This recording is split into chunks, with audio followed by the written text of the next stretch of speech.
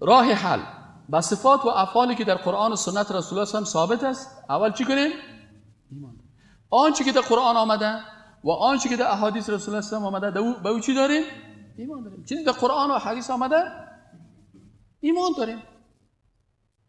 دومش قبولش داریم.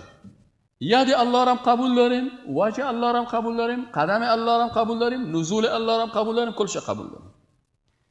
سومش چی؟ تشبیه نمیکنیم. پس ید الله را با ید مخلوق تشبیه نمیکنیم، وجه الله را با وجه مخلوق تشبیه نمیکنیم، نزول الله را با نزول مخلوق تشبیه نمیکنیم.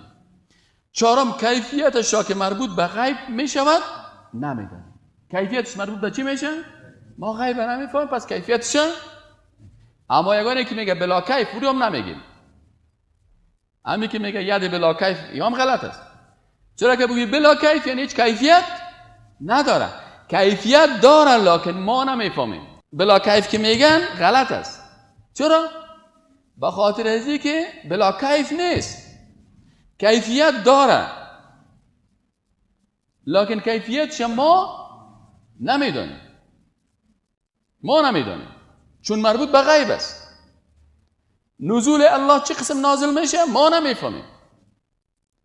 ید الله چه قسم است الله میدونه اما ما نمیدونیم.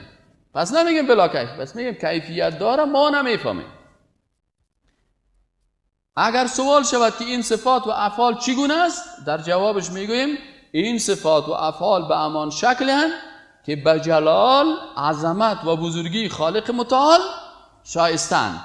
تشبیه، تمثیل، تعطیل، تکییف نمیکنیم.